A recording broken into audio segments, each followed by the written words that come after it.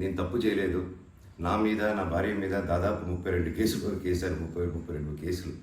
ఢిల్లీ నుంచి వాళ్ళ మనుషులతో, తిరుపతి నుంచి, హైదరాబాద్ నుంచి, ఎన్ని కోర్టులు ఉంటే అన్ని కోర్టుల నుంచి, ఎన్ని కలెక్టర్ ఆఫీసులు ఉంటే అన్ని కలెక్టర్ ఆఫీసుల నుంచి, అండ్ అన్ని బోగస్ కేసులే. అండ్ అన్నింటికి నాది ఒకటే రిప్లై, ఎందుకంటే నిజానికి ఒకే వర్షన్ ఉంటుంది, అబద్ధానికి అన్ని వర్షన్స్ ఉంటాయి. క్లుప్తంగా ఈ మధ్య జరిగింది. నేను ఫస్ట్ ఏం చెప్తున్నాను, వీళ్ళు బౌన్సర్స్ చేసుకొని మా వాళ్ళందరినీ కొడుతున్నారు, అక్కడ ఊరు వాళ్ళందరినీ కొడుతున్నారు, స్టూడెంట్స్ని కొడుతున్నారు అని నేను చెప్తూనే వస్తున్నాను. నేను అలా చెప్తుండగా నేను రాయచోటికి ఒక ఫంక్షన్కి వెళ్ళినప్పుడు, ఆ ఫంక్షన్లో ఇక్కడ ఉన్న వాళ్ళందరూ వచ్చి, ఒక వ్యక్తి రాకుండా ఇక్కడ వ్యాపారం చేసుకుంటుంటే ఆయన స్టోర్లో దూరి వస్తువులన్నీ ధ్వంసం చేసి కొట్టేసి అక్కడ ఉన్న స్టూడెంట్స్ని కొట్టి అద్దాలన్నీ పగలగొట్టి ఆ వీడియోస్ అన్నీ వచ్చాయి బయటికి. ఇంకా చాలా వీడియోస్ ఉన్నాయి. అన్నీ నేను చంద్రగిరి సిఐ గారికి ప్రతి ఒక్కరికి ట్రాన్స్ఫర్ చేయడం జరిగింది. ఓనర్ ఇంకా కనిపించలేదు, ఆయన ఏమయ్యాడు, ఎవరు దీంట్లో ఉన్నారో తెలియదు.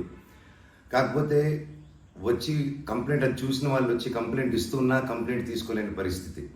కంప్లైంట్ రాసిస్తే కంప్లైంట్ బాగాలేదు, ఇది బాగాలేదు, సో ఇంకోటి రాసుకోరండి. ఒక 3 రోజుల తర్వాత కాదండి చెప్తున్నంత కంప్లైంట్ అంటే ఇంక 3 రోజులు అయిపోయింది కదా, ఇంకెందుకు అంటే ఇన్ని రోజులు నేను కొట్లాడుతున్నారని చెప్తూ పోరాటం జరిగే మధ్యలోనే ఇలా వచ్చి అటాక్ చేసుకుని ఎవడేం చేయలేరు ఇక్కడ అని ఒక మాబ్క్రసీ జరుగుతుంది.